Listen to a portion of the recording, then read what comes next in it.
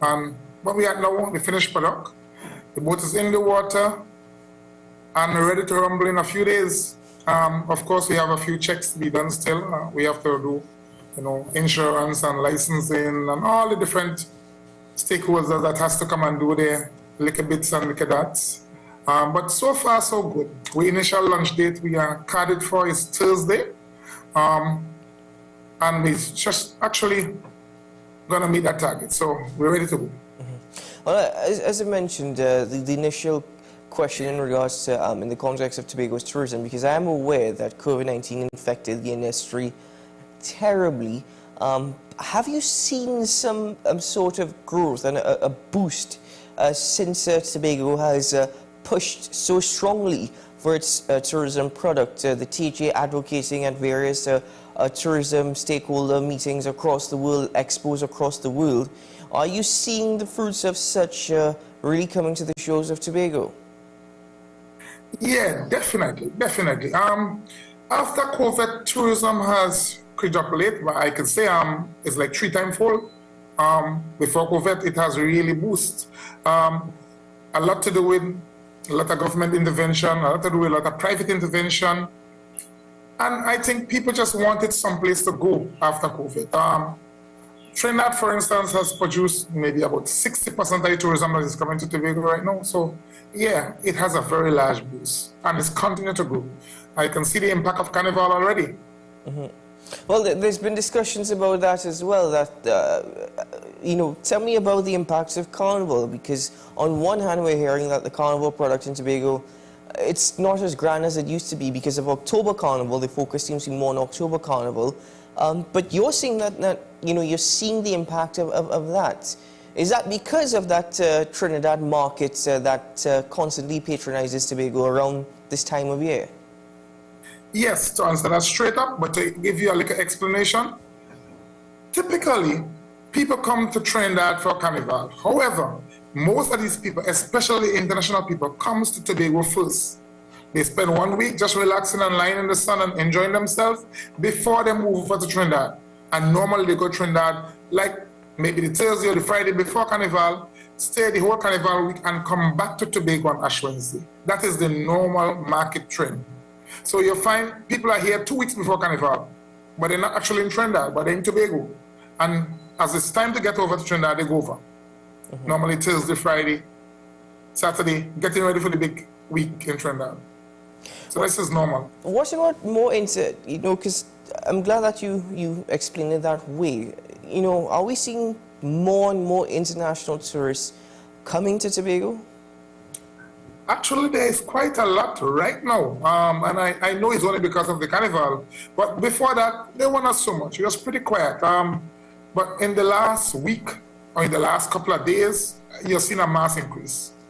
Lots of, especially Americans. A few Europeans, but mainly Americans. And usually, I know it's a lot of Europeans because of the winter months in particular, they tend to come to the Caribbean.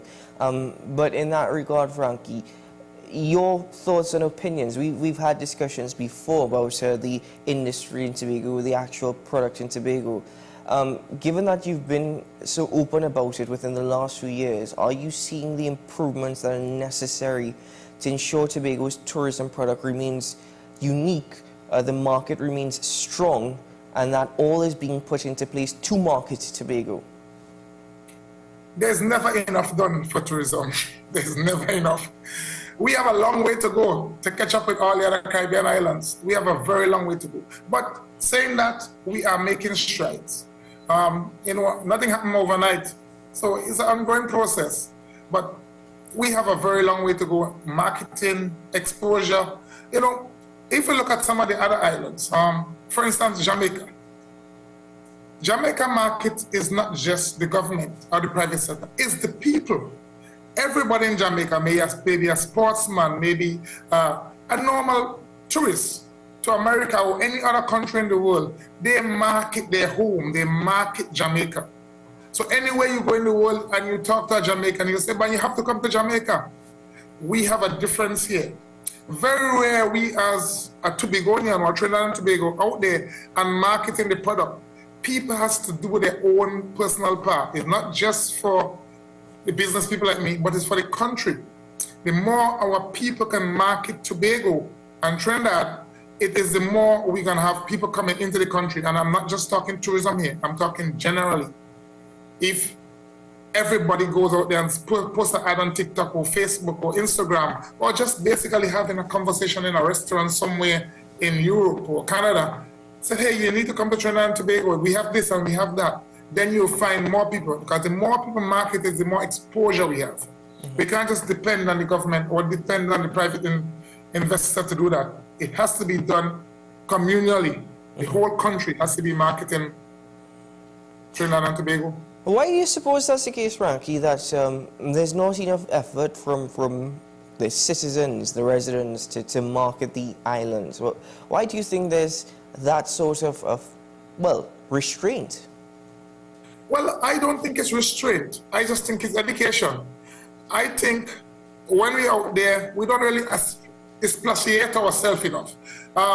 And I'm not saying that they don't market it. They do say we are from Trinidad and Tobago, I'm from Trinidad and Tobago. They need to put it forward. They need to sell it. In some cases, you need to sell it to the general public. Hey, you know, I am from Trinidad and Tobago. We have the best fish lake. We have some of the best beaches. We have, you know, great scenery. We have great waterfalls. You need to market it. And from an individual point of view, it don't come across to them as doing something for the country, because they might just be casually on vacation and enjoying themselves and not thinking of the wider concept. People like me would think of it because we are in it for as a business. But generally, it has to do with education. If we can educate the public about what they say and what they do whenever they go there, then it has a very nice rippling effect. And this is not just tourism, this is just general. Every single sector of the community will benefit from we advertising ourselves. What do you suppose, in your opinion, you know, I know that you've mentioned the aspect of people actually marketing their own nation, their own country. There's a lot of dependence on the private sector and those who hold government positions, government roles. But what do you suppose are the key factors or the key pieces that are missing to really make, well, the eyes open up more so to what Tobago has to offer? You mentioned it's not just a tourist product. There's a lot more to it. Well, as I said, I think it's based on education. I mean, if we could synthesize the country and every single person, while they're out there or they're anywhere, they use the opportunity to market Trinidad and Tobago, then it has a rippling effect. You can start in the schools. You can start with just anybody going out there for just a general holiday. Maybe they're going on a cruise ship. You know, it's a good opportunity for you as an individual to just reach. We are friendly people, so we know how to reach out to people. Trinidad and Tobago know how to party. We know the line. You're in a party in a line somewhere. Hey, listen, you guys think this is a party? Come to our country. We'll show you how to party. We know how to party, you understand? And you're giving them the vibes from there. So, you know, although you might not look at it as a lot, people listen to this information and they put one and one together. So you might tell them something about Trinidad Carnival or about Tobago beaches. Another person tell them again, and this reinforces. The more people tell them about the same product, is the more they get intrigued to do this product. So it has to do with, on a whole, on the education basis of the public. They have to sell a product. Every sport person has to sell a product. Every individual has to sell a product. And it will take the burden off of the state to actually do what they are doing. And the state is doing a great job. They still have to do a whole lot more though. Let's contrast this for a moment because last November it's the Wanderlust Readers Travel Awards, Tobago was stated to be the third most desirable island in the world to visit in terms of the product. But given what you're saying, even in regards to the education and the efforts, do you think the people of Tobago feel that way? Do you think the people of Tobago feel as though their island is the third most desirable in the world to visit? Well, I don't think so at all. And actually, I've not seen that piece of information you gave me. I read a lot, but I've never seen that. But anyhow, I don't think so. We are proud of our country. We are very proud of our country, so definitely not. But Frankie, why is that the case? If outsiders can see it, why not the insiders? Is it is there a lot happening within Tobago itself that the frustrations are just really blinding that sort of, I suppose, magic that goes with the island of Tobago? Well, to be honest, I don't even know to answer that question because I actually, well, maybe I'm blinded as well because obviously I don't know to answer that question. You understand? I think we are doing a great job in terms of making our country proud and happy and people are enjoying themselves. I don't see it from the point of view that we are so undesirable. Actually, it never even clicked my mind. So maybe I'm blind to the fact as well because I think we have a great country. And I think this is a very desirable country. I will actually look up that information and maybe have a comment on it. But I never even thought of it. So you brought it to the forefront now. It's worth investigating. No, I think you misunderstood what I was saying, Frankie. In regards to the award itself, it was deemed the third most desirable island in the world, Wanderlust Readers Magazine. Yeah, and the question at hand was whether or not the people of Tobago feel as though the island really is such a desirable island. The product is, yes, that is what I meant. Yeah. I'm sorry, I took it the other way. Yeah. No, that's what I meant. Yes, we are a very desirable country, and I think we are proud of knowing that we are a very desirable country. We are happy that we are third most desirable country. We want to be number one. We don't want to be number 3. So yeah, we are going to be heading to that direction, and we are looking to that direction. We're going to put all focus on being the most desirable country in the world to visit. We don't want to be number 3, we want to be number 1. So I'm going to shift a bit across now to another aspect of this conversation of which we've touched on before. So let's get an update in regards to the work ethic. It's constantly been raised about the work ethic on the island of Tobago. And are we, again, conversations about efforts from the private sector, efforts on the part of the THA? I believe there were consultations most recently, last year, August, at Mount Irving Beach Resort, for example, where that was also raised as a major issue. Again, efforts and strides to try and improve the work ethic in Tobago. Are you seeing that happening? As you said, it's not going to change overnight, but are you at least seeing efforts to improve the work ethic? Well, there's some effort being made, but again, we have a long way to go, especially in the tourism industry. You know, the more we can produce and the more we can improve on our customer services, the better for everybody. And again, customer service is not just for tourism, it's for everybody. I don't want to walk into a bank or a supermarket and somebody is rude to me to collect my own money.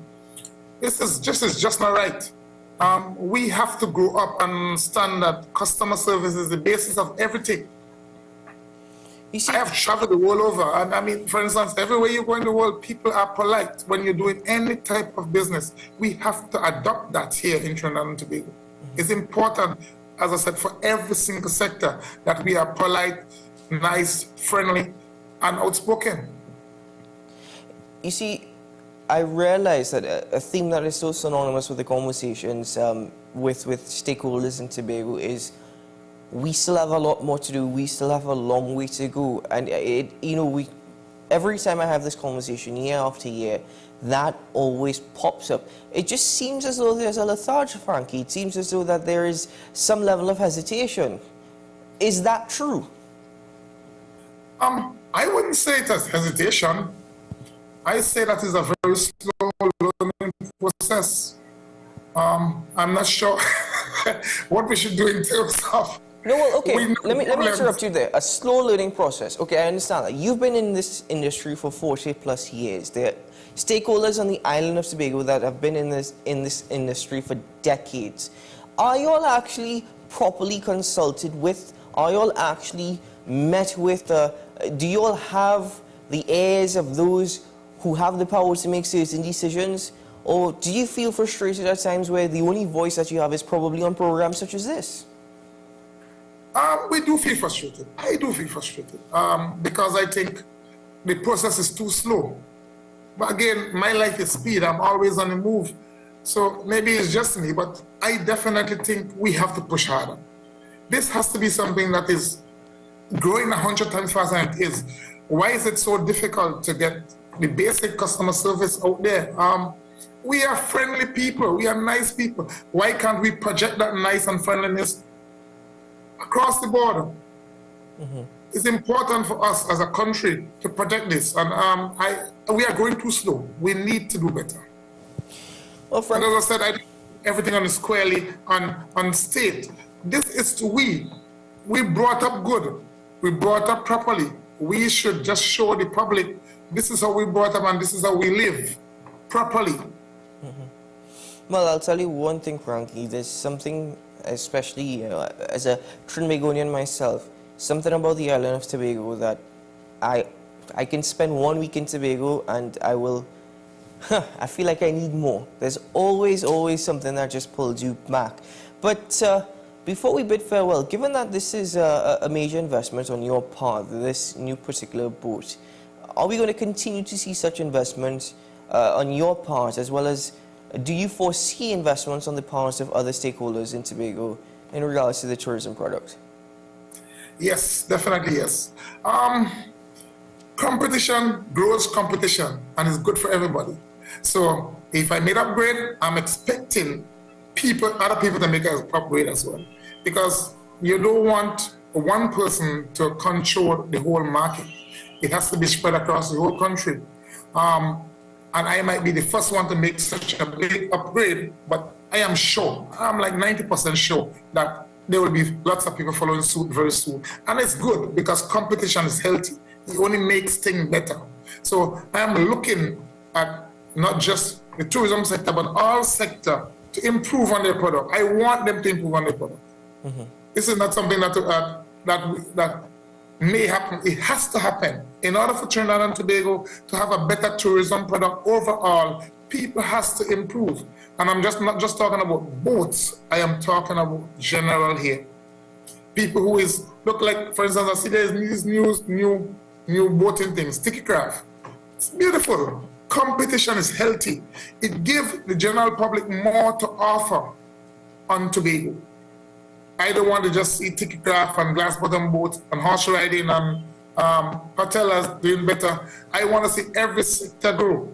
We could take a picture out of Thailand. We could take a picture out of any of those booming tourism economy all over the world and do something. Bring in submarines, bring in anything that can boost our tourism product. Zip lines, tram train, whatever it takes, we have to go the direction. Certainly. So we have a long way to go, but as I said, we're getting there. We have to get there. Well, Frankie, I want to thank you for your time this morning because you've looked at it from all aspects. And as a man on the ground, those are the individuals that actually see what's happening and experience the reality of the situation. So thank you very much for the time this morning to share your thoughts, opinions, and experiences with us. And congratulations, really, on your part. I look forward to patronizing your new boat, One Millennium, very soon. Don't worry, when I come over here, I'll come for free. But thank you for being here. Thank you, Trinidad and Tobago and the world. Bye. Thank you. Take care. Michael Frankie, as he is well known, an individual who has been in this industry for 40 plus years. Quite an investment on his part, a new glass bottom boat, so with quite an astounding capacity. Unofficially it is 180 individuals, but really on his part it's quite incredible and really speaks to the product in Tobago. As he says, new products, competition breeds competition. It's healthy, it's good for Tobago. He wants to see more of this happening. And, well, efforts could be made, as he also mentioned. There's so many areas that they could improve on. It never really stops. But it was a positive conversation all around, and we're glad for that. Ladies and gentlemen, let's take a break here on AM Prime. If you're heading to Tobago this weekend, lucky you. I wish I was there. Nevertheless, we'll be right back after this.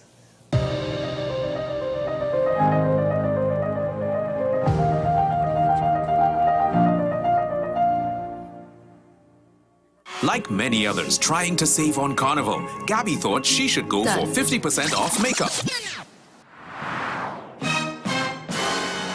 What about the other side? Well, Daisy 50% off offer.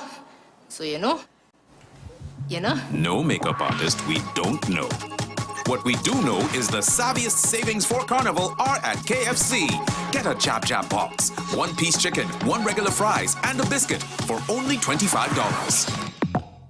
My name is Carl Media. I am the founder and the host of Ever Increasing Voice Ministries. Join me every Saturday and Sunday on WESN, this powerful station, at 9 a.m. on Saturdays, 1 p.m. and 7 p.m. nightly. Also on Sundays, I'll be on at 7 a.m., 1 p.m. and 7 p.m. at night time. When you come here, we are getting people heavenly ready. Join me, Dr. Nalini Kokram, on What's Up Doc, where we discuss all your burning questions concerning health. Trinidad and Tobago is among one of the highest risk group of patients that develop this form of genetic breast cancer. What I'd like to take home from a short interview like this, screening. You must screen. Because it's silent. It's silent. Yeah. And because it's silent, you don't know it's there. What's Up Doc, every Tuesday and Thursday on WESN, Content Capital. Take some time for yourself or spend some time with the family at Sandy Point Village Hotel. Enjoy our various studio and suite apartments, self-contained with their own kitchenettes and Wi-Fi.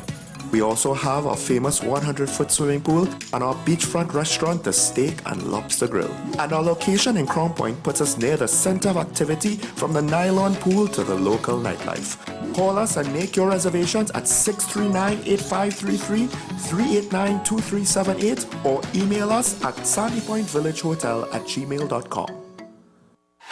FanZone, your reliable, authentic supplier, has just gotten better. You can now visit our website www.fanzonett.com for your authentic wear and collectibles. The only place where you can use both your Visa debit and credit cards. Visit our website fanzonett.com to make your purchase today. Is it politics? What is it that nobody cares about sports? The kind of support that sport used to get in the past is no longer here. The thing is, taking a knee doesn't mean that that's the only thing you're doing on it. Right. Taking a knee along with other stuff. Samantha, what are you looking forward to when you return home to Trinidad and Tobago after winning the title? Thank you very much for speaking it into existence. Is there no pressure on Nicholas Ball? It makes me more motivated to work hard and to go out there and rep the white and black. Why are we sending a team to the Winter Olympics? There are a number of Trinbagonians who are in the diaspora and have grown up in winter sport. It's an opportunity that the Trinidad and Tobago Olympic Committee will not close the door on. I also believe in the players that we have. Once you can motivate the players, you can get the best out of them. The newest book is here, Closer to the Church, the debut novel by author and former mayor Louis Lee Singh. Available at all the home store branches, Barataria, West Mall, Shogunas and C3 San Fernando. Paper-based bookshop 10 Nook Avenue, St. Anne's, WESN 30A Gattaca Street, Woodbrook, Metropolitan Bookshop, Ariapita Avenue, Woodbrook, and all RIK bookstores nationwide. Available online as paperback on Amazon.com and Kindle for e-readers. For more info, call 628-5835 or 389-6504. Also available from author Louis Lee Singh, I Used to Live in Heaven, Letters to My Granddaughters, and Local Government in Trinidad, Conspiracy Against the People.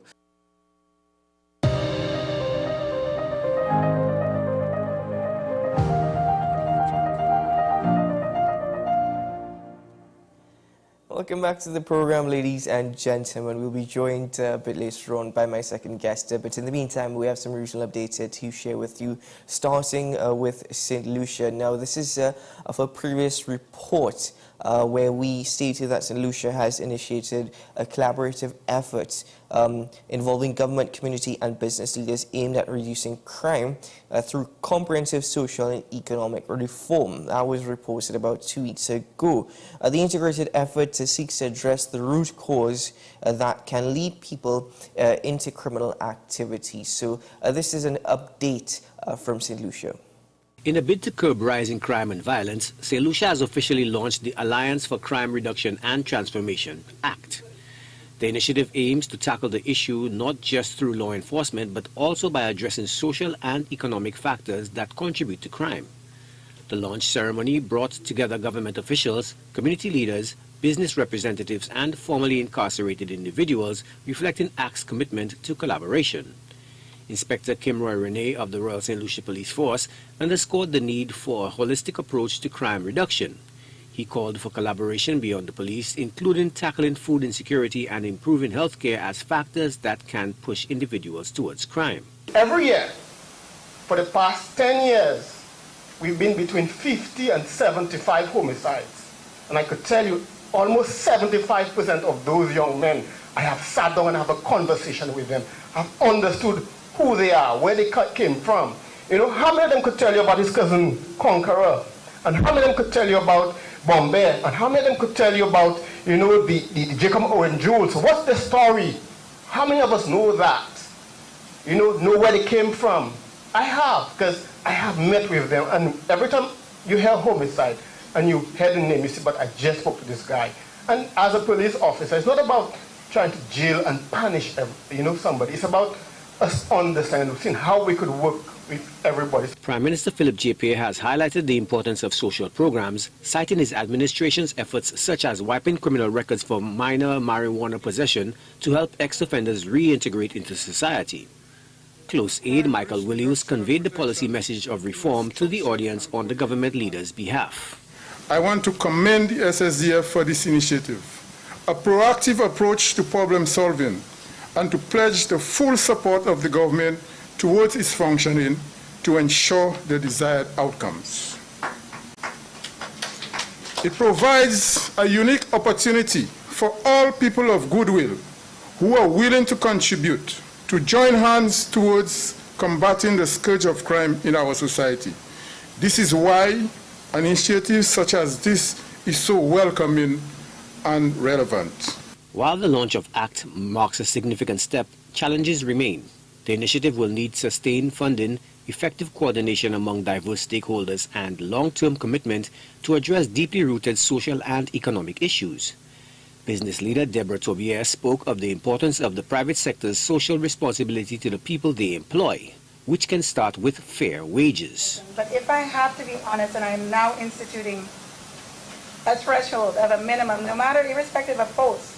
So you have janitorial, entry-level positions straight from school, 1,250. It may not sound like much, but what it means is that you are undertaking a full and comprehensive review that actually translated in our respect to an increase in our salary expense of about 15% monthly. So you must know that when you do that, those who were there and had a particular range, they have been increased because they have been there for 5 years, 10 years, okay? So I would say that as a business sector, we have to be fair in our practices. I know that, unfortunately, some people have the view that people can still survive on $800 a month, $1,000 a month. And people know what it is to go out there to shop. So as we bolster and we improve our business standards, our internal policies, our controls, we want to know that we are recognizing the contribution of the very staff that promote our success. The government has pledged its full support to the Act, with Prime Minister Pierre recently commending the initiative's proactive approach. He called on all stakeholders to join hands and contribute to making St. Lucia a safer and more prosperous nation. All right, we're moving across to Grenada. A statement issued by the Chief Medical Officer on the rise of COVID-19 cases has left some Grenadians anxious. This report.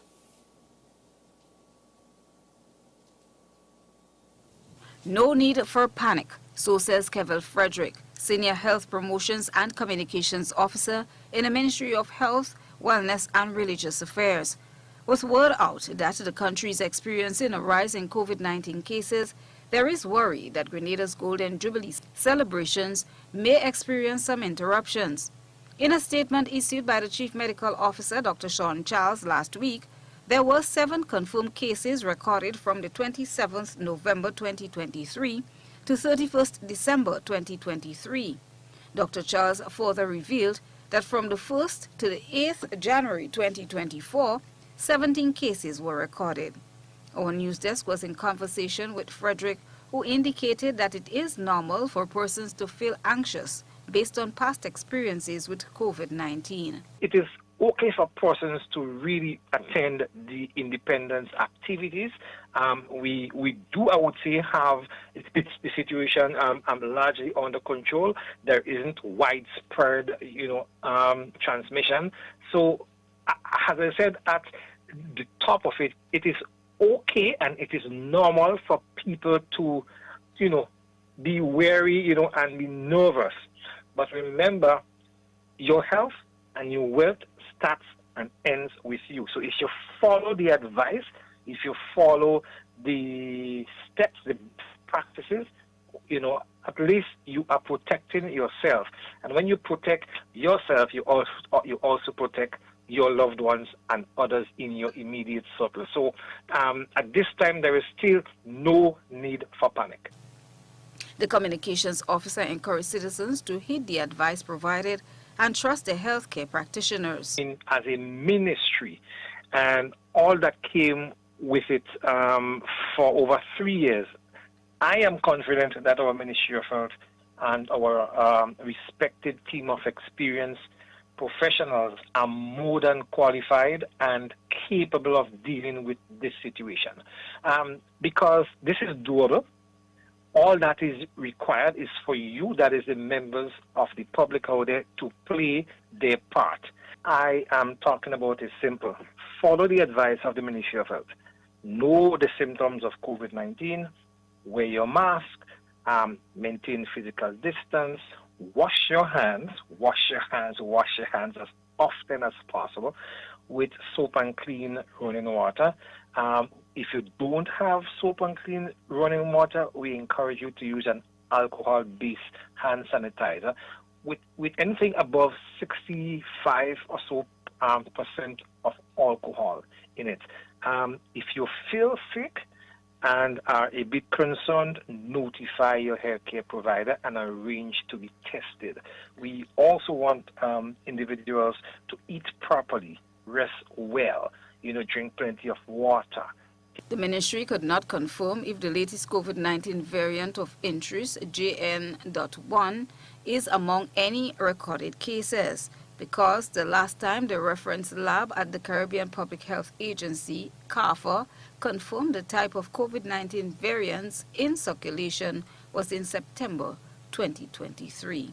At that time, Omicron HH.2 and Omicron XBB.1.16 were the variants.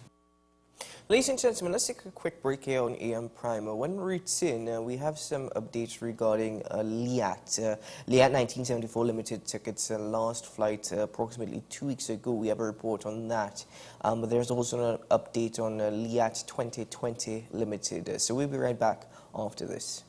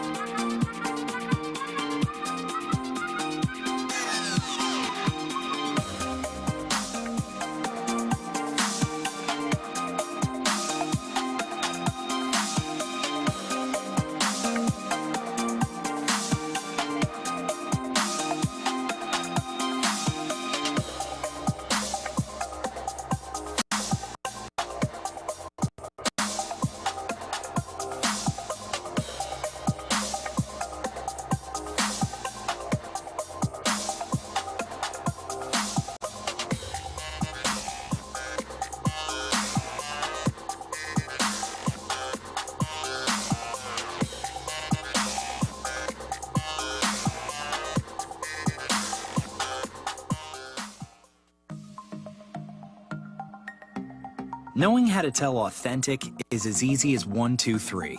Find it, match it, search it. Step 1. Find the style number on the tag. Step 2. Match the style number inside the jersey with the number on the tag. Step 3. Search it. A quick Google search of the style number will verify the jersey is authentic when the search results match the jersey being searched. Don't be fooled by counterfeit jerseys. Before you buy, remember to find it, match it, search it. Fan Zone, 2 locations nationwide. Center City Mall, Chaguanas and Movietown, Port of Spain. Nationwide delivery available.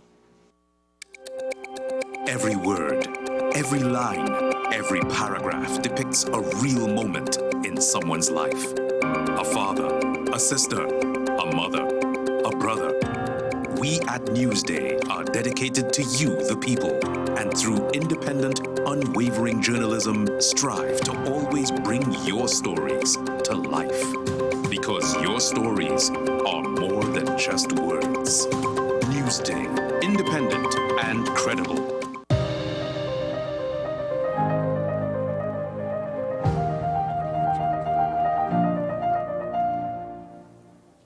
Welcome back. So as mentioned before we took the last break, Liat 1974 Limited took its last flight approximately 2 weeks ago. So let's just take a look at a report that reflects on that last voyage. Before Liat's final journey into Antigua, passengers disembarked the aircraft in St. Martin and Tortola for one last time under the brand Liat 1974 Limited. Nice doing the last flight with Liat. They make it 16 years since I ride with Liat, so good luck Liat. I hope they come through again. At the Terence B. Letsom International Airport in Tortola, the water salute as the regional carrier departs for the last time. On arrival into the V.C. Bird International Airport, those who have kept Liat in the skies during the difficult periods greeted the airline.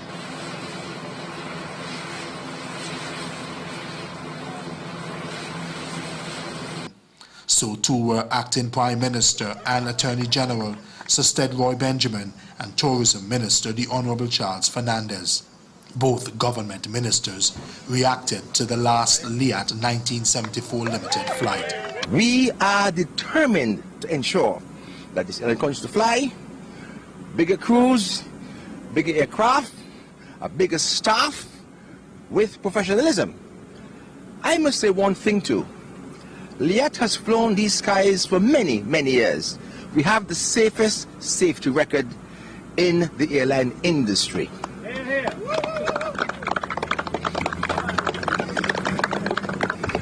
We shall build upon it, and with these persons, the committed persons working for Liat, we will remain. An emotional moment for all of us. Liat is a household name throughout the region. And again, hats off to the Prime Minister and the Cabinet when we decided that Liat had to continue. And it's been not an easy task going it alone for the last almost 4 years this year. But the commitment was there, the vision was there, and we are planning now to move to Liat 2020. More reactions came from long-time Liat employees. I fully agree with that. A change has to be made, change on both sides, you know, with internally and externally. When I say internally, I mean within the new organization and the supporting factors externally. But I do believe that there is a place for Liat. You know, there's a place for Liat in the future. This is not the end. I think that we will see something bigger and better from Liat 2020. We hope and pray, not just for myself, but for the younger generation coming up, that we can leave something for them to enjoy it like how I did. Despite, although it was sad, it was better. It was a good feeling to know that we have served the Caribbean islands for so long. And not to jump down anybody's throat, but whenever we had disasters, Liat was the first. Liat is always there. Liat was always there. But it's sad that it has to go this way. I hope the new entity coming up can fill the ship that we're going to leave. It's a big one to fill, but I believe that we can do it. 2024, all employees will be made redundant. Though the future for some employees may be uncertain, the government has given the assurance that Liat 2020 Limited, a new entity, will be back in the sky again. All right, so following that report, let's get an update in regards to Liat 2020 Limited. Let's take a look at this report. With the dust settling on Liat 1974 Limited, a new airline, Liat 2020, is on the horizon. After months of planning, negotiation, and millions of dollars of investment, an arrangement between the government of Antigua Barbuda and Air Peace Caribbean Limited will soon bear fruit.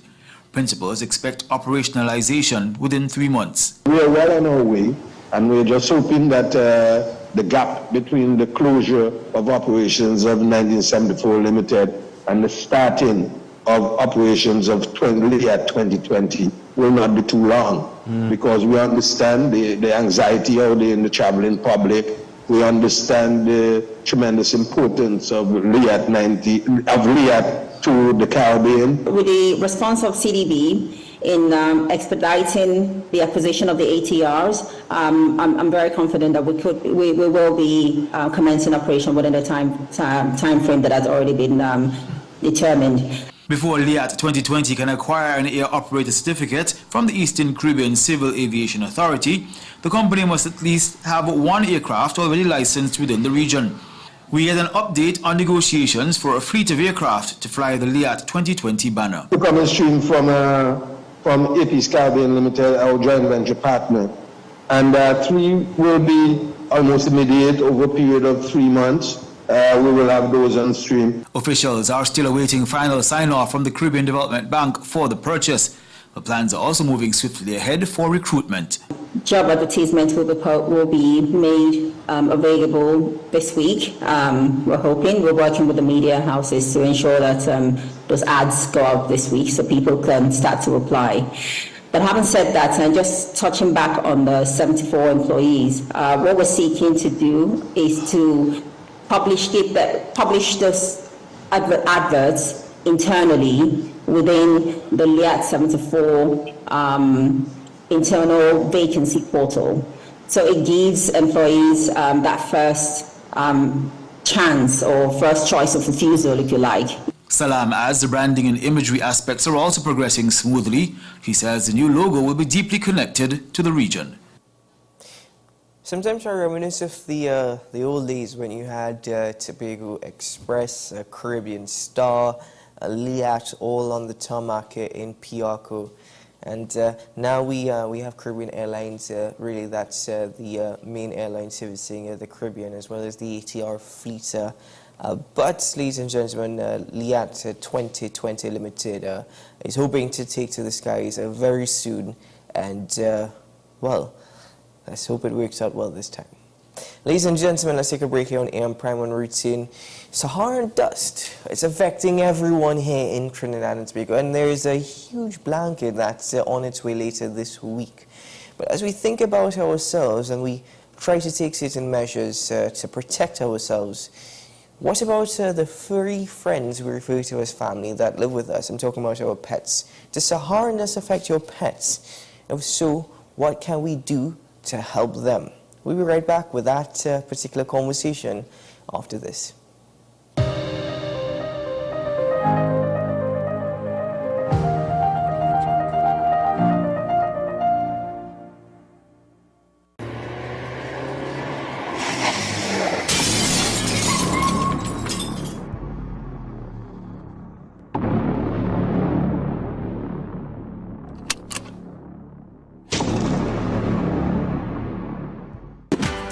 Young at heart, purpose-driven, patriot even.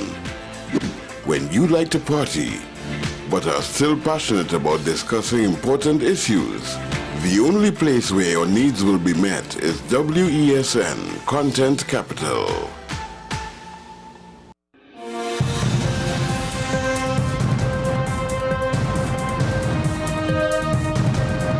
Seven is out, all day is in. WESN News on the hour.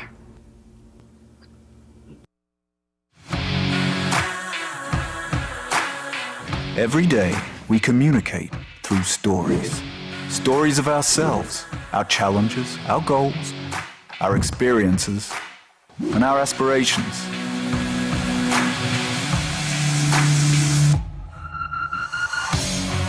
Storytelling is an art that we have mastered. WESN Film Studios comprises a collaborative team of experts with extensive industry experience locally, regionally, and internationally.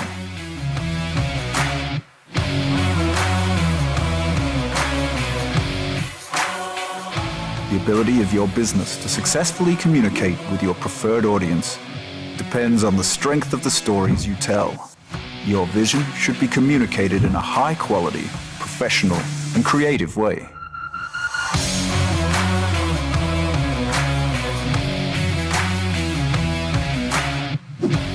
From concept to post-production, advertising to film, multi-camera productions, live events, streaming, and virtual conferencing, we are WESN Film Studio.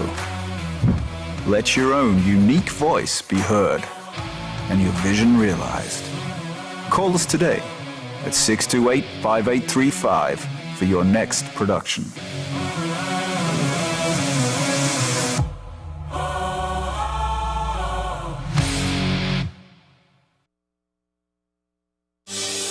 Join me, Dr. Nalini Kokram, on What's Up Doc, where we discuss all your burning questions concerning health. Trinidad and Tobago is among one of the highest risk group of patients that develop this form of genetic breast cancer. What I'd like to take home from a short interview like this, screening.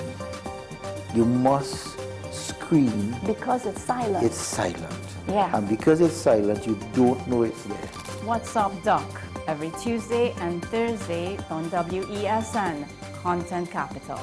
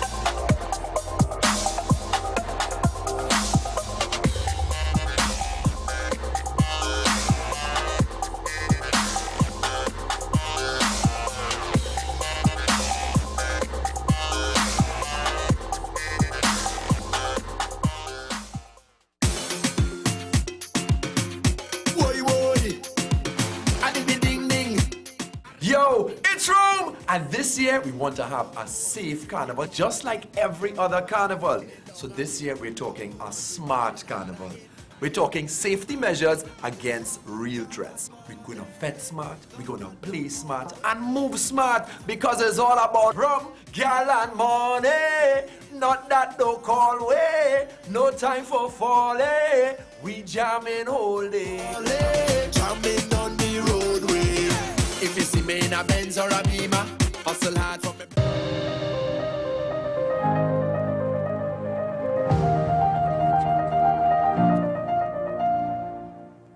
Welcome back to the program, ladies and gentlemen. As I mentioned, you're probably aware that there is quite a large blanket of Saharandas heading our way later this week. Over the last few weeks, we've been really, well, it's been snowing Saharan dust, if that even makes sense. But I took a look at my vehicle yesterday and was quite astounded to see that it's mud. It's basically mud on my vehicle. Incredibly, though, as we speak about Saharan dust and the effects on human beings, what about the effects on your pets? Well, this morning, Dr. Sherelle Sami, who joined us last year to give us safety tips and advice, your pets in the home during the Christmas period, she's with us now this morning to give us some more advice. Hello, Dr. Sami. Welcome back to the program. Thank you so much for having me. Well, thank you so much for joining me this morning. First of all, to get it out of the way, does Saharan dust actually affect our pets? Absolutely, it does. Right, good. So now that we've got that out of the way, how? So similar to humans, it can cause them to have inflammation of the eyes, conjunctivitis. We can get sneezing, we can get coughing, we can get scratching, which can lead to alopecia, which is hair loss. Some animals that have asthma, it will be exacerbated or brought on by the Sahara dust. So These are things I want everyone to look out for with respect to their pets. If you see them sneezing, coughing, eyes are red and watering, that's something to also look for. And itching. They're covered for ticks and fleas already, they're covered for deworming, and you're still getting them itching, and you already ruled out food allergies, then you have to consider Sahara dust. So those are some of the signs. Just as in human beings, that there may be those who are more prone to the effects of Sahara dust, those with respiratory illnesses, for example.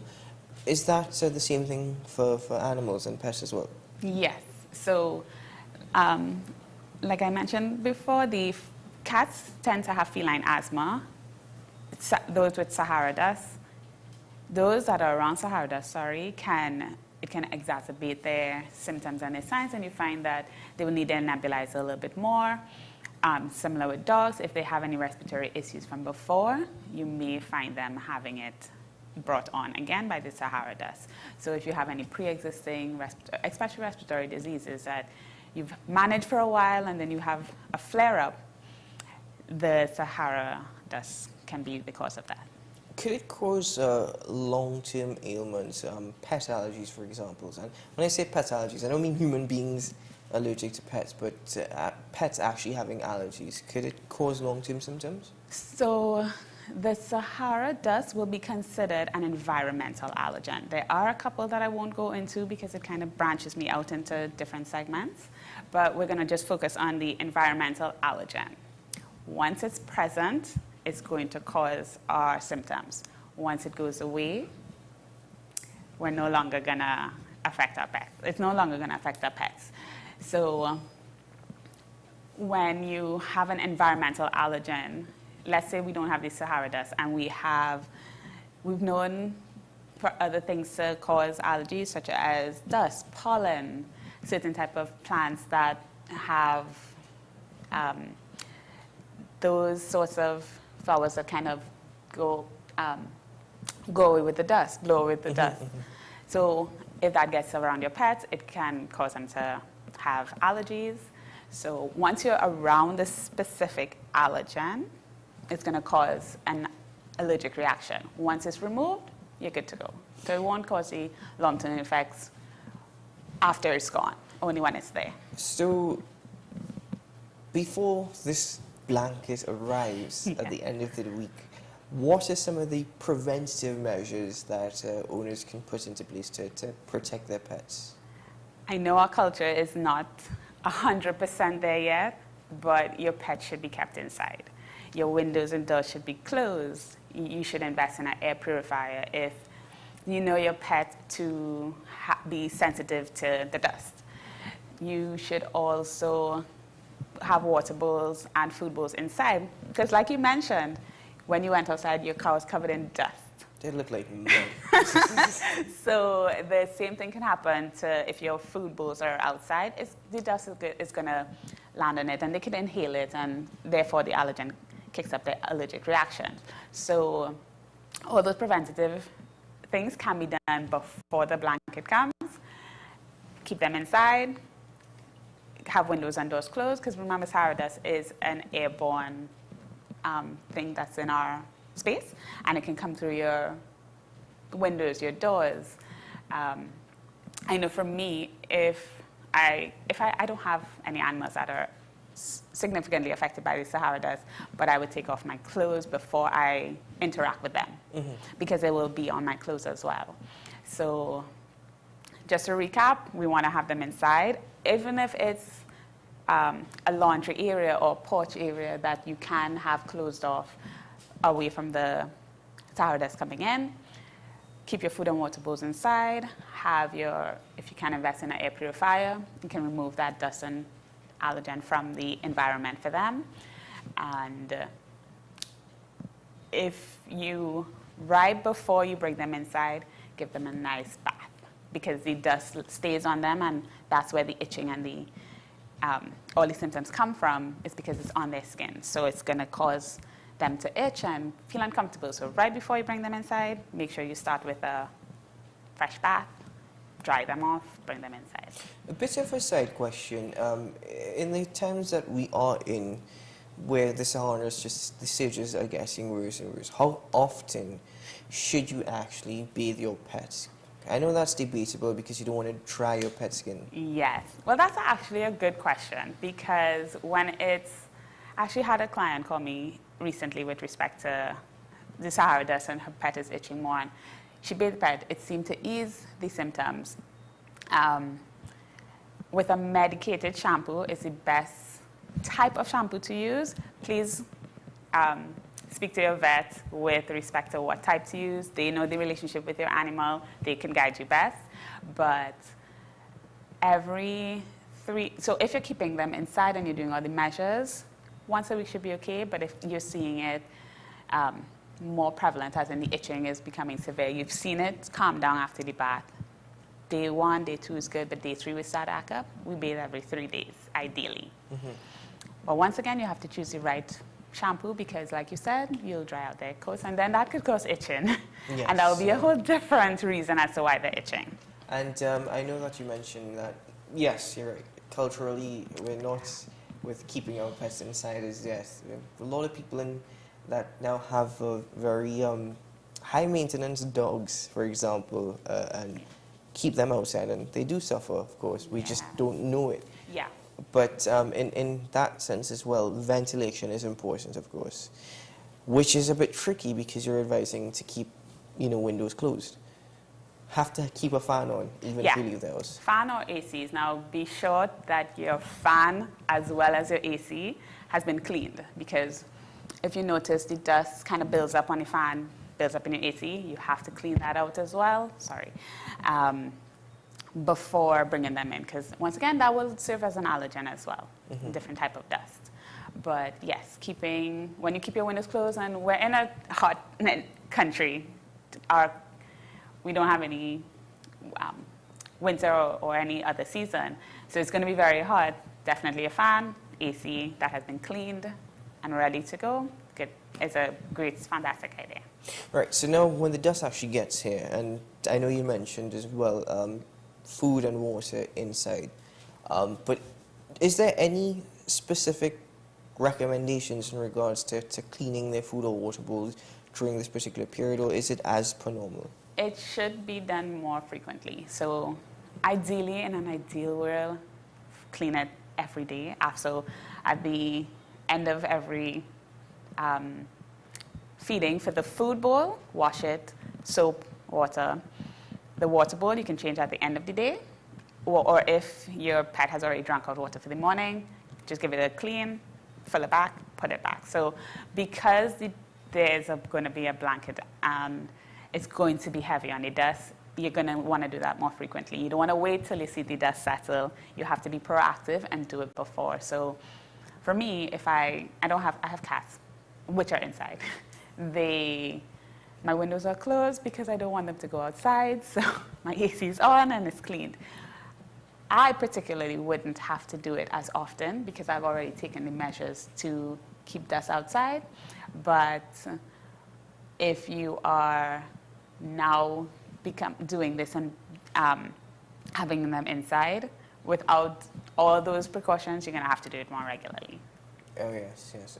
Have you been noticing the more and more pets coming into the clinic with you have Yes, I've had people say my dog's eyes are red and he's tearing a lot, and I did warn them that the Sahara dust can affect them, especially if they're outside and outdoors. Oh, the other thing is there's some clients or people who have their pets inside and they go outside to do their numbers and they come back.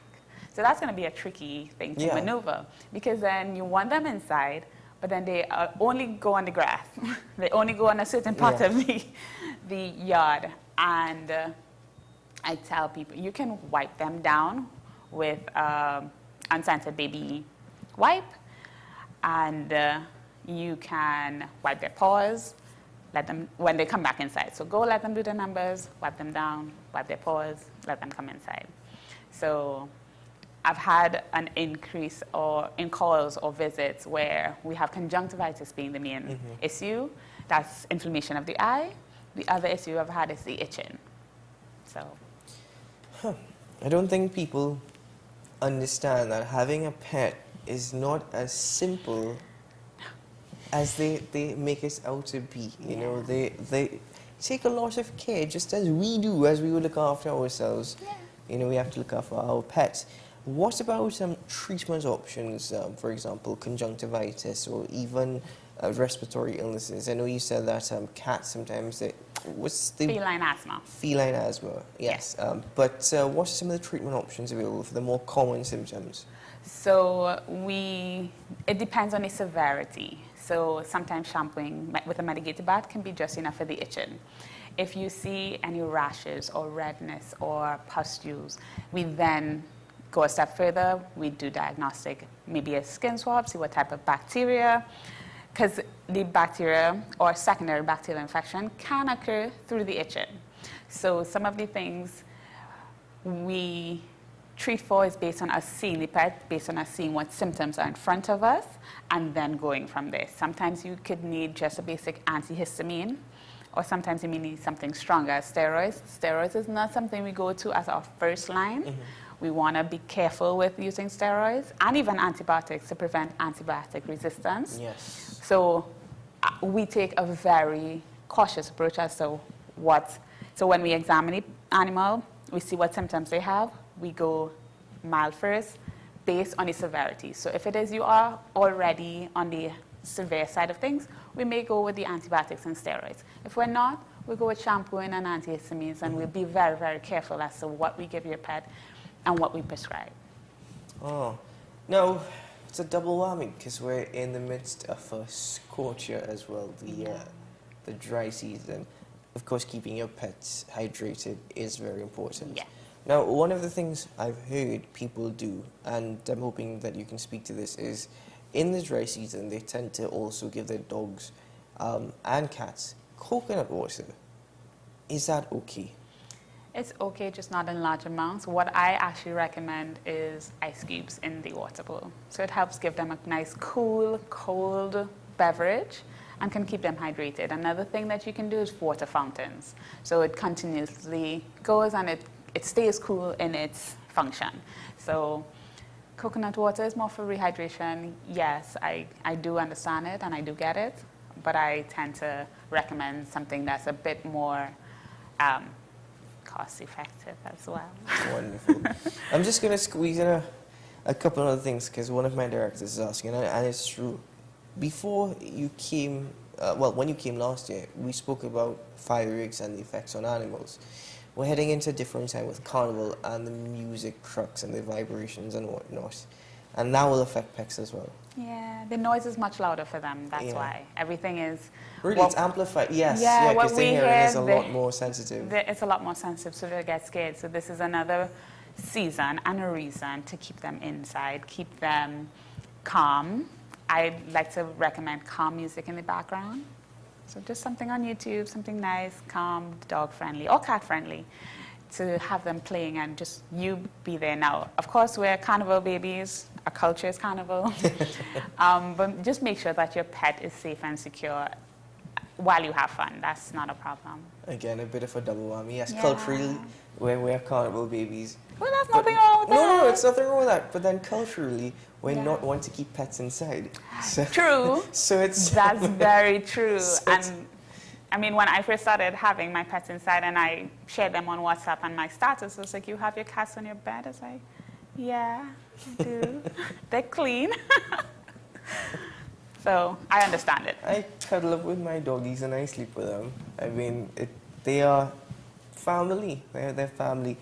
Have we missed anything? I think we've covered Saharan dust, we've covered heat and hydration, and we've even covered carnival. Yeah, I would just like to say, don't take your pet's symptoms for granted. Definitely give us a call. Definitely reach out to your vet. We are your allies. We are here to help. Anything that's abnormal, you want us to be working together to find a solution for your pet. So if you want any more tips, any more ideas, any solutions, we're happy to help. Wonderful. Well, Dr. Sami, thank you very much once more for joining us on the program and for making the time to share this advice. And I'd like to just add to what you're saying. You're saying don't take your pet's symptoms for granted. generally don't take their well-being or their health for Yeah. granted at all. Correct. So, well, thank you so much for your time this morning on the program. Always a pleasure. You're welcome. Thank you so much for having me. Thank you. Well, ladies and gentlemen, there you have it from Dr. Sherelle Sammy sharing some advice with how you can look after your pet during the SR and the surgeries, proactive measures, and of course, when the desk gets here, measures that you can implement as well. Even with the carnival weekend ahead of us, well, this is really the carnival week into carnival weekend. There are certain measures you can do as well to help your pets. But that's it for AM Prime. We're ending just a little bit earlier than normal this morning because Dr. Sammy has her furry friends to go visit. But I'm Keaton Sean. This has been AM Prime on WESN Content Capital. I wish you a good day ahead, a safe day ahead, a productive one. I'll see you again tomorrow morning. I'm going to join Dr. Sammy and I'm going to visit some of those furry friends. Well, take care, keep well. We'll see you tomorrow. Bye-bye.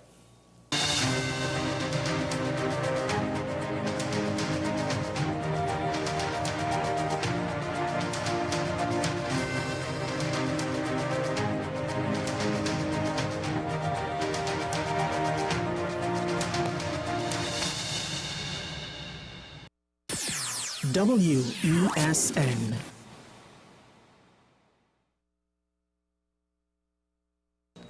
What's the best way to grab the attention of viewers? Please exercise more patience. You have to be kidding me.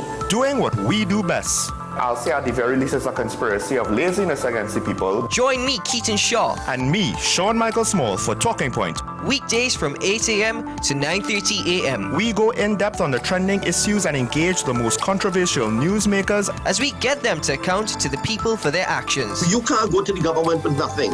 You can't go to cabinet with an empty hand, with a wish. I'm glad that we're having this a sober, mature discussion. In the present situation, I expect a continuation of the chaos. Join us for the discussion, Mondays to Fridays, only on WESN, the Content Capital. Is it politics? What is it? Is it that nobody cares about sports? The kind of support that sport used to get in the past is no longer here. The thing is, taking a knee doesn't mean that that's the only thing you're doing on it. Right. Taking a knee along with other stuff. Samantha, what are you looking forward to when you return home to Trinidad and Tobago after winning the title?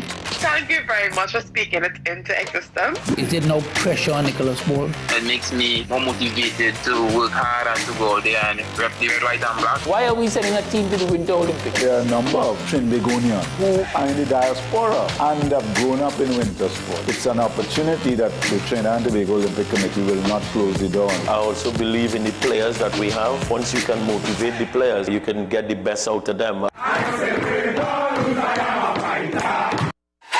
FanZone, your reliable, authentic supplier, has just gotten better. You can now visit our website www.fanzonett.com for your authentic wear and collectibles.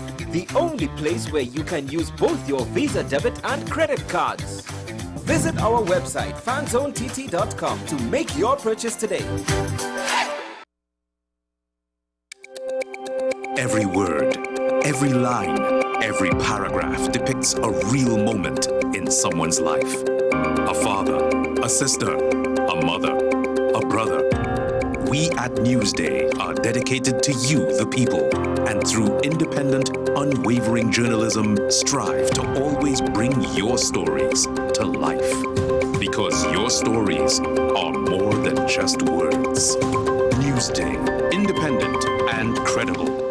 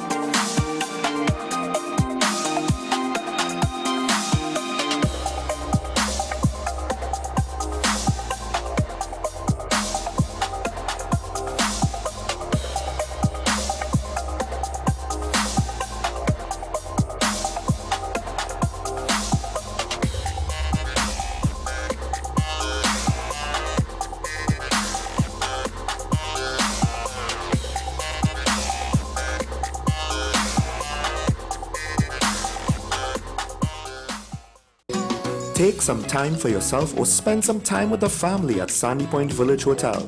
Enjoy our various studio and suite apartments, self-contained with their own kitchenettes and Wi-Fi. We also have our famous 100-foot swimming pool and our beachfront restaurant, The Steak and Lobster Grill. And our location in Crown Point puts us near the center of activity from the nylon pool to the local nightlife. Call us and make your reservations at 639-8533, 389-2378 or email us at sandypointvillagehotel@gmail.com. The newest book is here, Closer to the Church, the debut novel by author and former mayor Louis Leasing. Available at all the home store branches, Barataria, West Mall, Shogunas and C3 San Fernando. Paper-based bookshop 10 Nook Avenue, St. Anne's.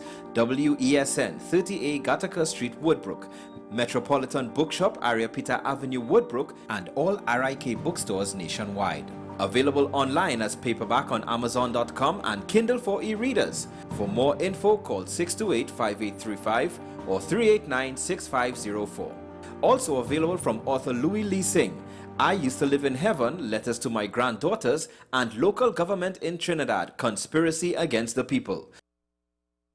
My name is Carl Media, and the founder and the host of Ever Increasing Voice Ministries. Join me every Saturday and Sunday on WESN, this powerful station, at 9 a.m. on Saturdays, 1 p.m. and 7 p.m. nightly. Also on Sundays, I'll be on at 7 a.m., 1 p.m. and 7 p.m. at night time. When you come here, we are getting people heavenly ready. The home of Caribbean content is growing, and we welcome you to be a part of the #1 platform for young personalities who are driven to make a positive impact in society. As we continue to reach every corner of Trinidad and Tobago through our daily broadcasts, our social media pages, or through our 75+ digital billboards across the nation, contact us to learn about our competitive rates via marketing at wesncc.com or call us at 628-5835. WESN Content Capital, television with a difference.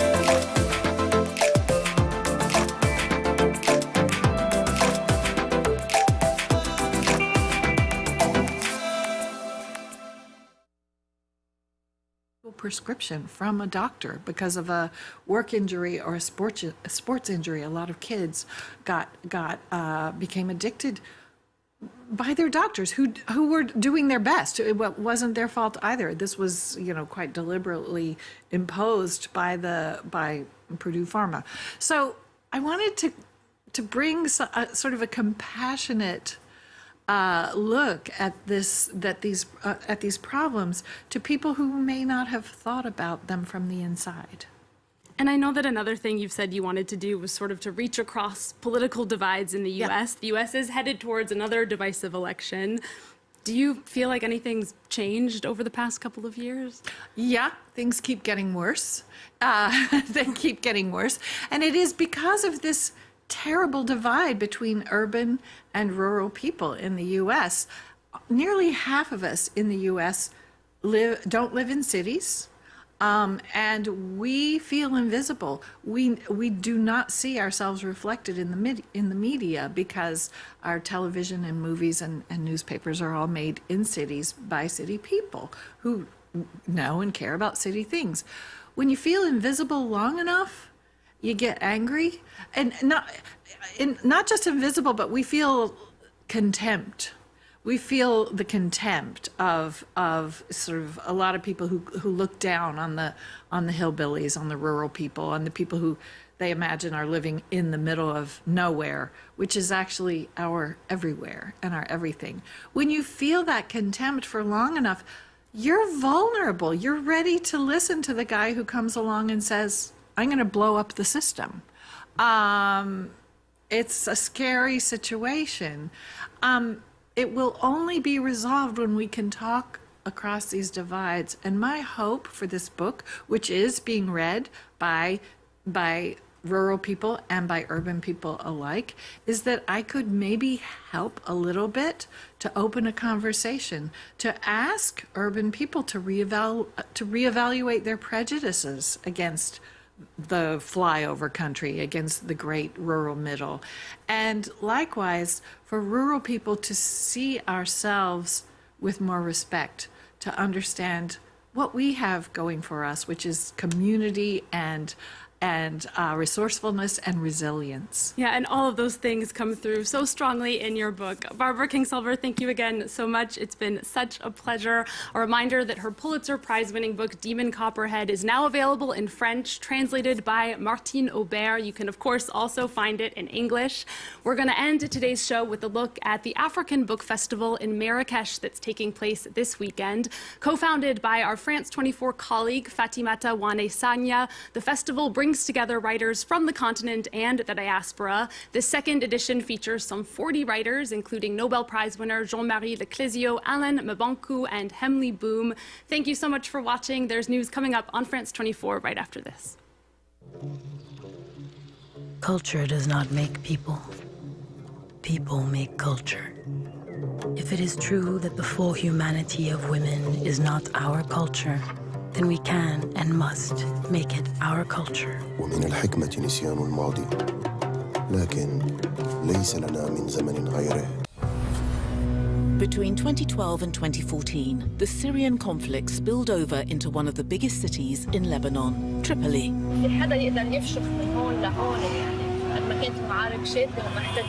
Symbolically divided by Syria Street, the Sunni and Alawite neighborhoods were plunged into a war that was not their own.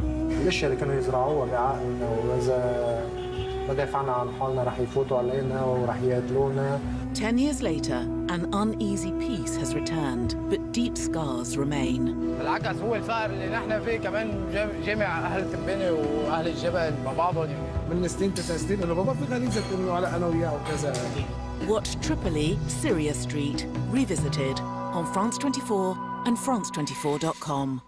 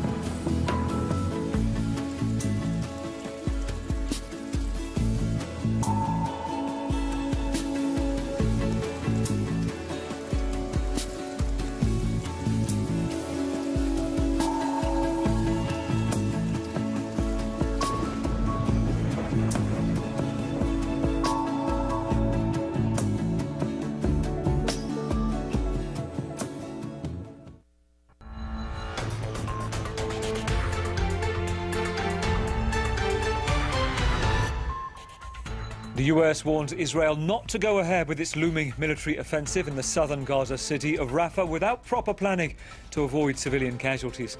The White House said the likely impact would be, quote, a disaster and wouldn't be supported by Washington. More than 1.5 million Palestinians are estimated to be sheltering there. President Biden tells reporters his memory is fine, angrily dismissing findings from a special counsel investigation that he struggled to remember key events, including the death of his son, Beau. The inquiry found that although the president willfully retained top-secret documents, it didn't warrant criminal charges.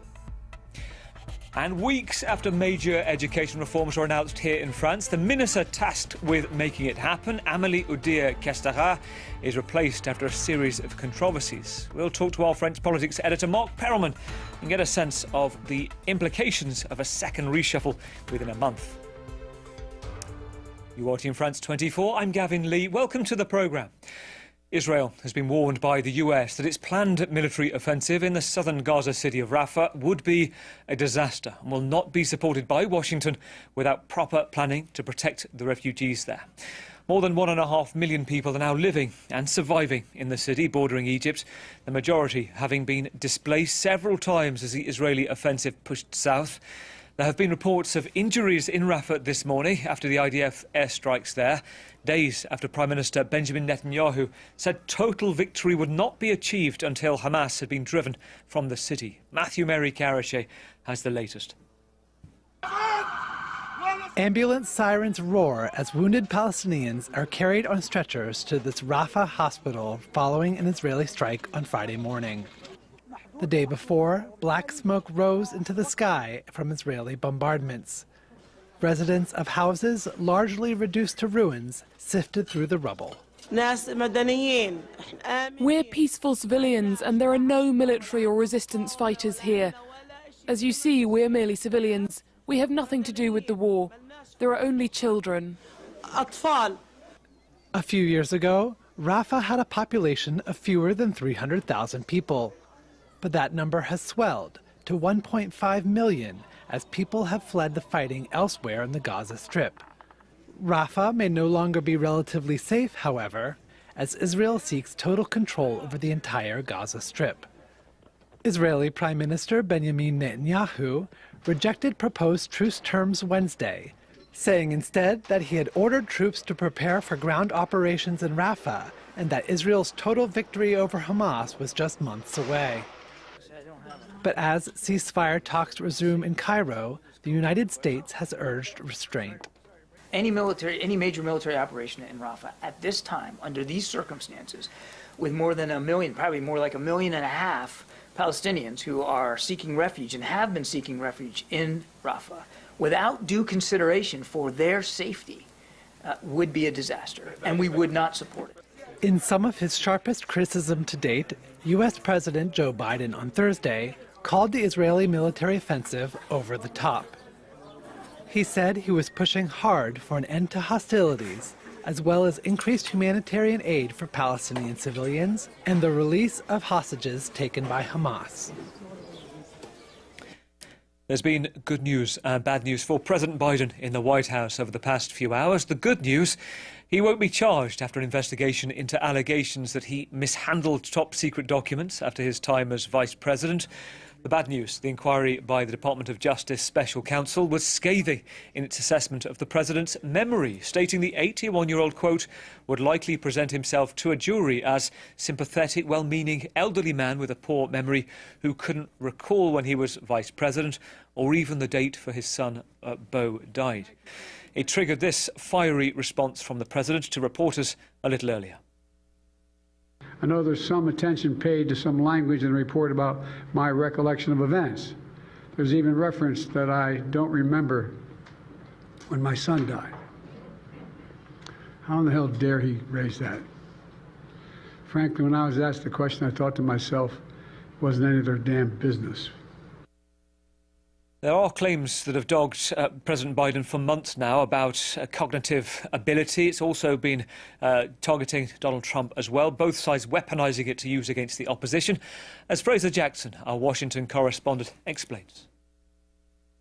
in the early evening, we got that report from the special counsel, and we'd been hearing that we might be hearing from Biden the entire day, but it didn't materialize. And then eventually there was a 15-minute warning and suddenly a primetime address from Joe Biden where he really pushed back on some of the headlines that came out of that, some of them questioning his mental competency. Joe Biden tried to get the narrative back on track by saying that he'd actually complied with this investigation, saying, quote, "This was an exhaustive investigation going back more than 40 years, even into the 1970s when I was a young senator. I cooperated completely, threw up no roadblocks and sought no delays." A slight jab there at Donald Trump, who is also facing investigation and now criminal charges because of his mishandling of documents. And that was something that Joe Biden tried to bring up time and time again. But the questions from reporters were all about his mental competency, something that had been brought up time and time again within that special counsel report. One of them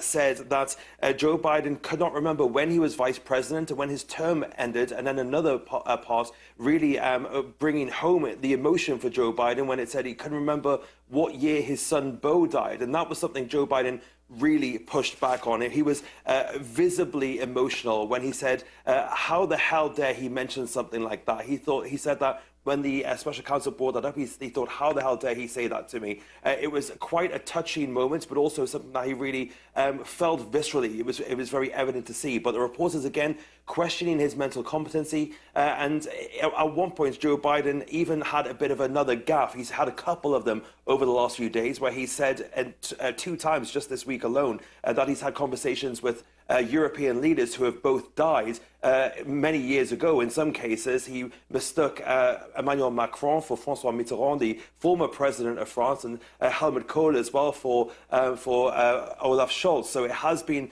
a bit of a gaffe-prone week, and it continued when Joe Biden called President al-Sisi of Egypt President al-Sisi of Mexico when he was talking about Gaza and Israel. So it was a bit of a to and fro today. But Joe Biden insisting, quote, "My memory is fine," and bringing up his track record once again, insisting that he did not share classified documents. Unlike Donald Trump, that's what he said. And this is obviously different to what we've seen from Biden recently. He's been kind of hidden away from the press in recent days. And this was more Biden off script, as it were, especially in that question and answer section, in that late night, last minute address at the White House. Fraser Jackson in Washington. Well, from there to Ukraine, where it's been less than 24 hours since the military commander-in-chief was sacked by President Volodymyr Zelensky.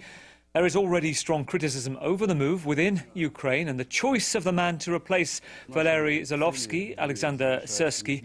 The news comes after 10 days of speculation that the move would happen. Here's our correspondent in Kyiv, Gulliver Cragg, on what was behind the decision.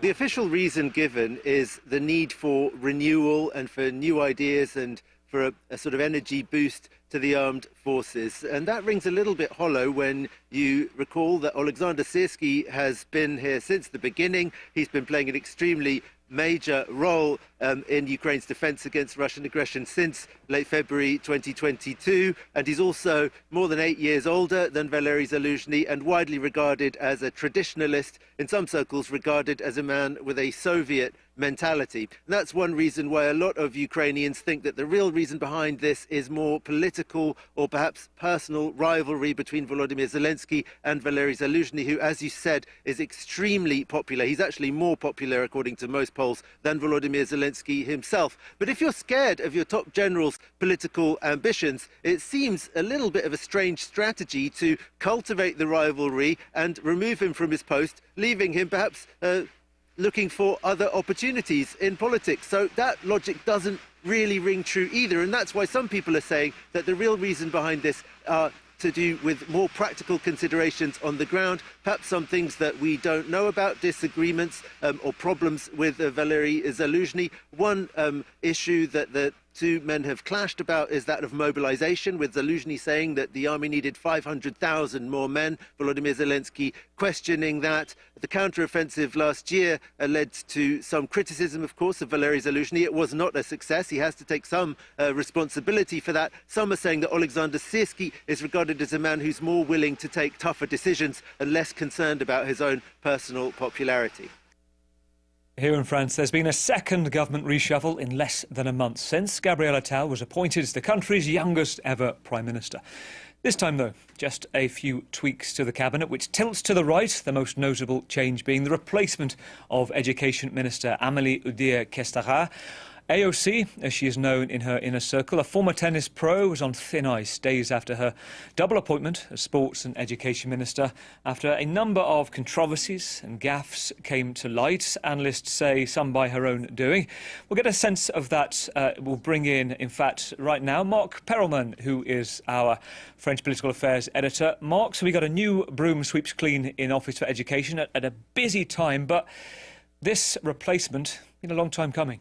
Yes, absolutely. This was supposed to be a second wave of announcements in the government. There were several ministers appointed nearly a month ago, and now we were just waiting for a list of junior ministers. But this got much more complicated because the new education minister went from gaffe to gaffe. She misspoke. She didn't explain exactly. There was a controversy about sending her kids to private schools, which was felt as an insult by public education teachers and unions. And then she gave explanation after explanation, despite being told by the Prime Minister to essentially shut up and work.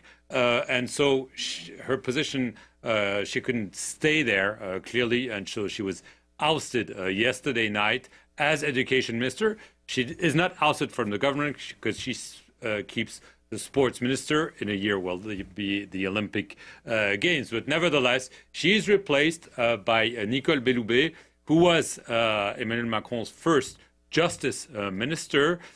She was ousted after a reshuffle a few years ago, not because of problems and so on, but she's brought back because she's seen as a steady hand, someone who will be able to talk to the world of education, where there are lots of problems. Teachers complain that they're not being paid enough, that they're not being considered enough.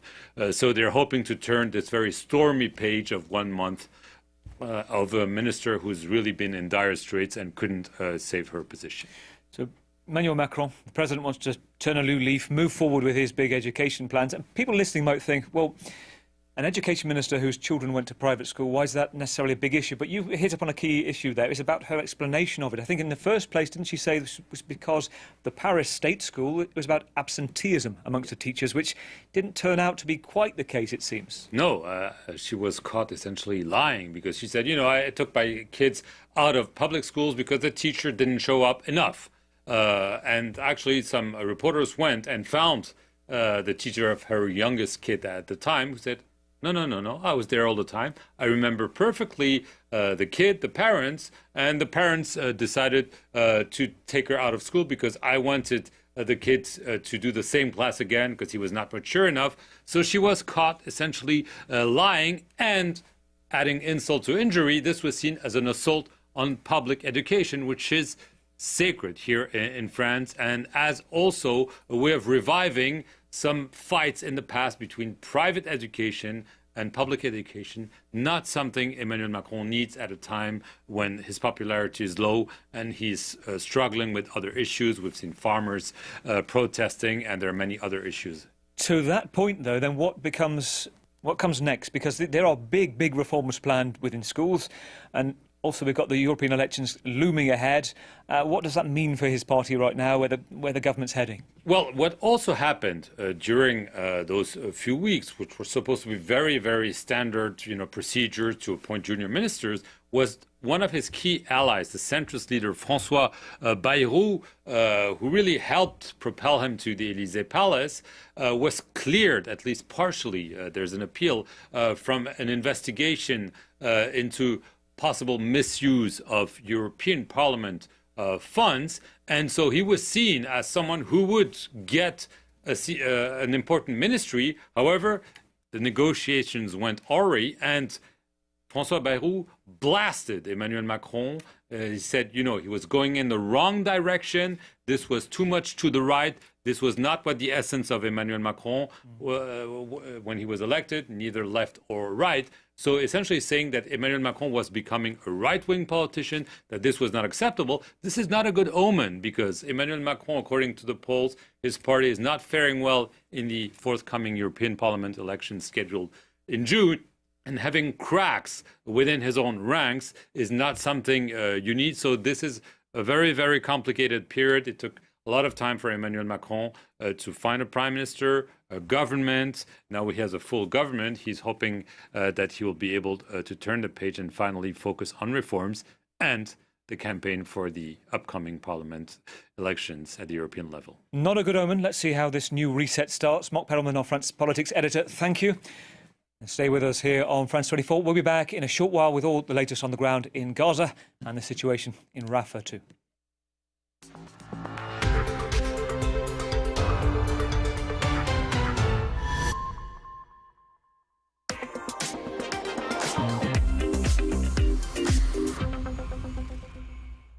Bonjour. Comment allez-vous? How are you? I'm dying in 2-3 years.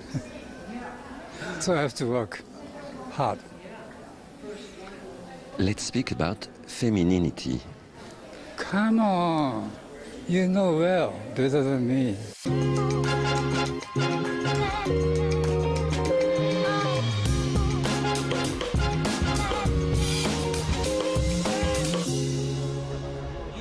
Just like his clothes, Yohji Yamamoto's humor is often absurd, but perfectly executed. The 80-year-old remains one of the most influential designers of the 20th and 21st centuries. Today, he's presenting his 2024 summer ready-to-wear collection with Paris's iconic Hôtel de Ville as a backdrop. With my new collection, I was inspired by this time, especially this time, young female, young women. Because I'm getting old, to take balance. You chose to put lace. Why? I wanted to work against the haute couture. Against? Against. Of course, I'm ready to wear designer, but I can use lace. I wanted to improve that. That's it. What is for you the most important thing in life? It's temperature. Temperature is terrible. We're not scientists, we're not governor, we cannot change. We just only design for people under the sunlight and strong wind, too hot. To guard against that febrile atmosphere, what better than an extra-large unisex T-shirt? These are the fruit of a joint venture between Yohji Yamamoto and the photographer Max Vadekul, his friend for more than 4 decades, part of a new capsule collection. For the past 20 years, capsule collections have been transforming the world of luxury. 2 big names come together to produce a limited edition range, available for a limited time period, with hefty price tags. And consumers can't get enough. Yeah. This time I collaborated with the ASICS, and also we collaborated with the 49, that is the Japanese optical glasses, the company. Yeah. Luxury marketing methods often go hand in hand with simple and even eco-responsible clothing lines. CLCF is the acronym for Clothing for Contemporary Life. The 3D knitting patterns are produced on computers. The polyester fibers are certified, responsibly produced, and sometimes metallic. So metallic yarn is always the material remind us the near future, such as some SF movie or the Terminator or Daft Punk or some kind of the culture gave us the huge image. So I decided to lay out a lot of the metallic, and also I'll take a lot of the metallic fabrics used. Yeah. Now, quiet please, as we introduce a major new trend, quiet luxury. In short, a celebration of timelessness, quality and comfort, as embodied by Maiko Kuroguchi, so discreet that only her hands are visible. There are lots of facets on the ceramics, including the tactility and motif drawn on the ceramics. So it was very interesting to translate those elements into the clothing. Take a moment to listen to birdsong. Issey Miyake's collection is an interrogation of formless yet vital entities, like light or wind. The music and sounds that accompany the show are the work of the contemporary Belgian ensemble Ictus. It was mysterious and poetic. We got a call at the end of June asking if we were free, that they wanted to work with us. And then it all started with, well, I want to say faxes, because they were these short little emails that were like faxes, like poems or haikus. They included keywords for the collection that emerged one by one. For example, we'd receive an email that read, a form without a form. We started to think of the music. Then the following week, we'd get a message, a walk in the forest. And then we saw the first looks, with that idea of the flag flapping in the wind, the idea of folding. And we built the music so that it would echo ideas about the wind, folds, and walking in the forest.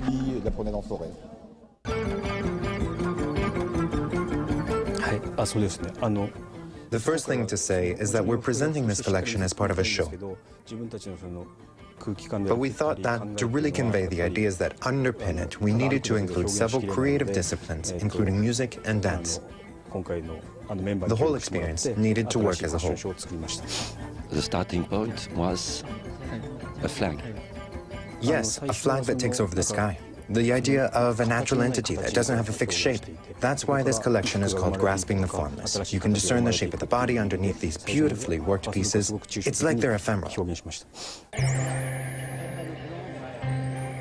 What does Japanese fashion represent for you? Essence. It's a return to an essence, to minimalism, a certain delicacy. Things we might sometimes forget. Yes, things that can be difficult to make time for in our busy Western lives. Japanese designers have been making their mark on the Paris fashion scene since the 80s and continue to prove their mastery of the art of merging form and movement.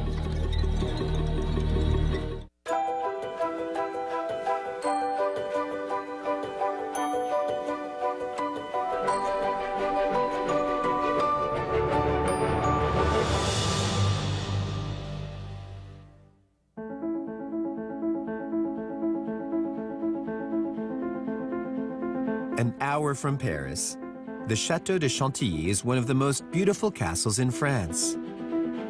Built in 1358, its princes greeted Louis XIV for sumptuous banquets. In the 19th century, Henri d'Orléans, Duke of Aumale, restored the chateau and turned it into an exceptional museum, containing the second largest collection of paintings in France after the Louvre. Restorers, gardeners, and horse riders. In the wings, more than 100 people work every day for its upkeep.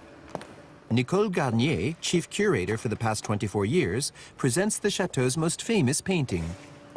This copy of Raphael was acquired by the Duke of Aumale.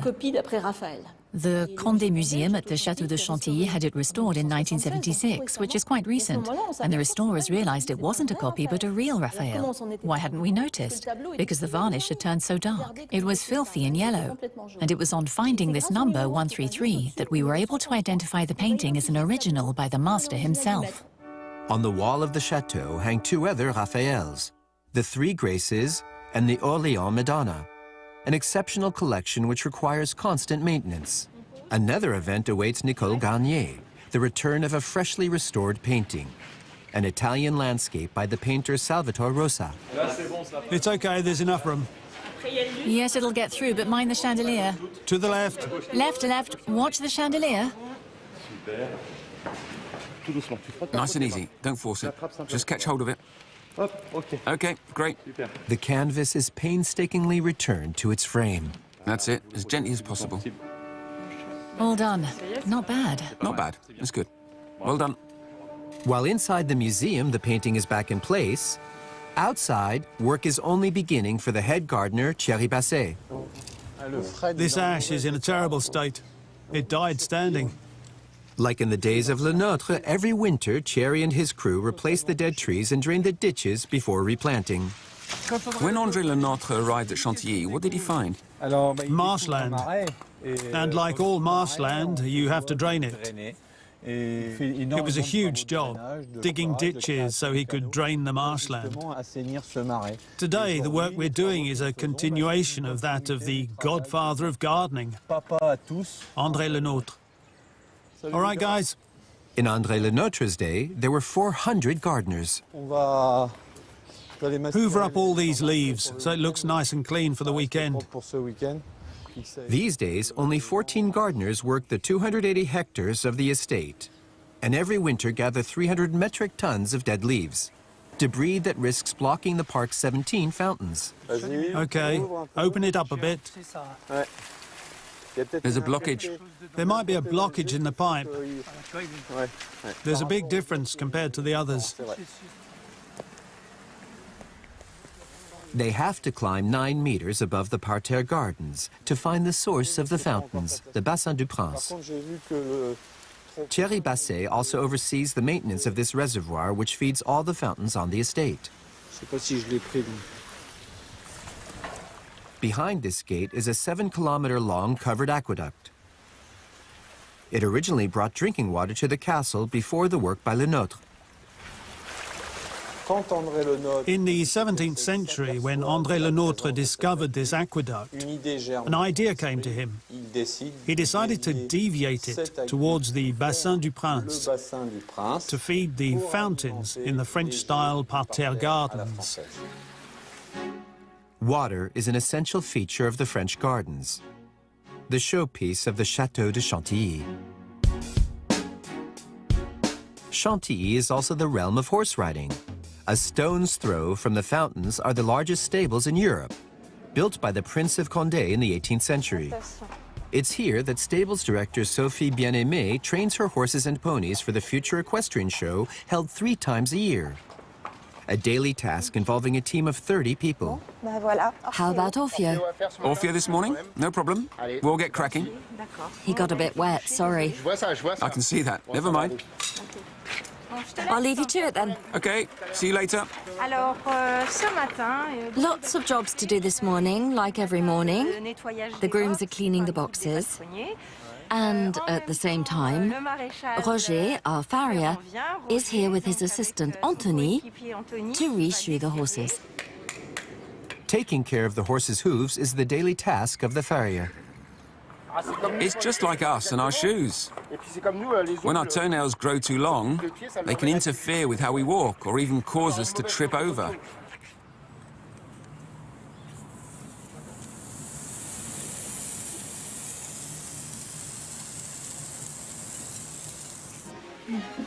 Meanwhile, Sophie does her makeup and dresses up like in the days of Louis XIV. Is Swazik in her cage? Oh, right, OK.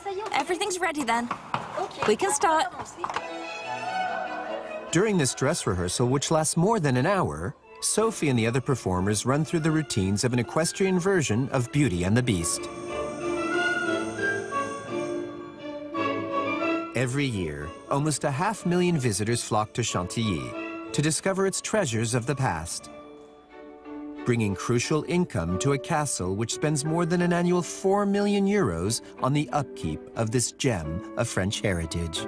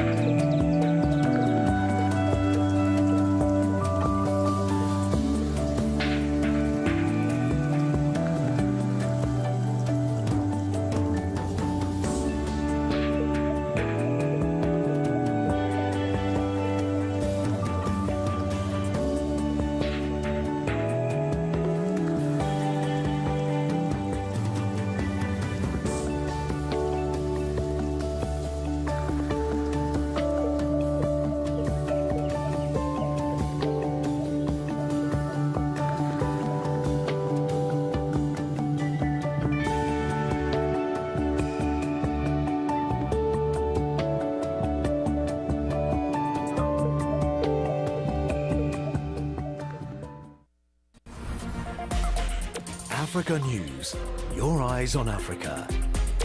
Bringing you the latest from across the continent.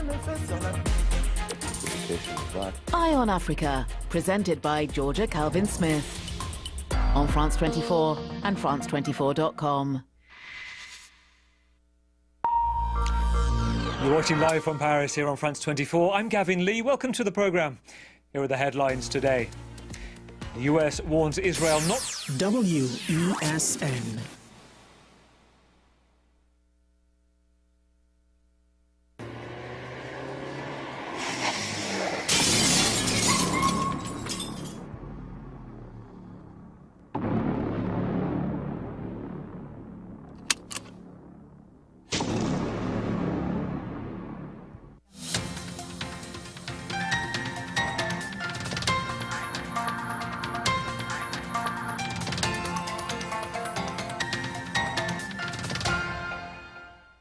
Here is your WESN News on the Hour. I am Sira Ali. Thanks for joining us. Here are the headlines. Trinidad Cement Limited faced opposition to its proposed cement price hike. HEC worker robbed and shot at Olera Heights. 2 men arrested following store breaking and larceny in Malabar. And internationally, Paris Olympic medals are made from parts of the Eiffel Tower. Now for the details. Trinidad Cement Limited faced opposition to its proposed cement price hike as the Trade and Industry Ministry pledged to review policies, including the common external tariff on cement imports in the national interest. Following TCL's announcement, the ministry stated its intention to meet with the company promptly to discuss the matter further, as outlined in a statement released on Wednesday. An incident unfolded at the HEC development in San Fernando on Wednesday, where a Housing Development Corporation worker, Anthony London, was robbed and shot. According to a statement from HDC, London was accosted by 3 armed men as he was entering his vehicle at Olera Heights in the afternoon. Despite resisting their attempt to steal his jewelry, one of the assailants shot him in the leg before fleeing with his chain. London was subsequently hospitalized for treatment.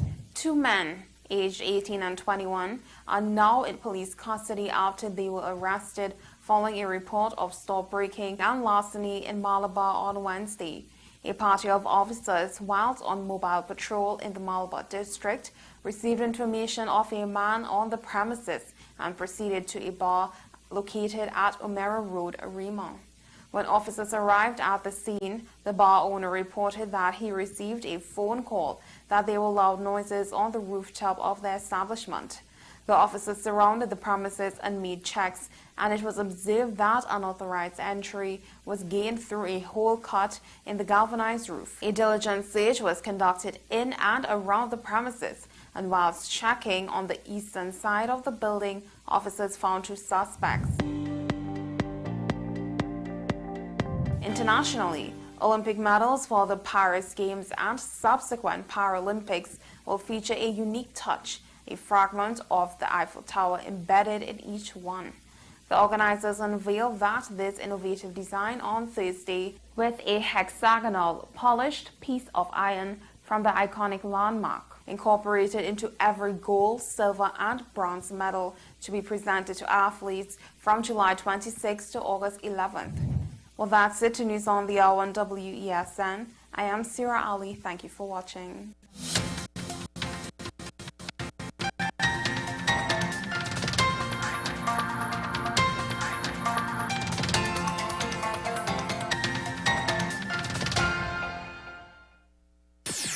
WESN.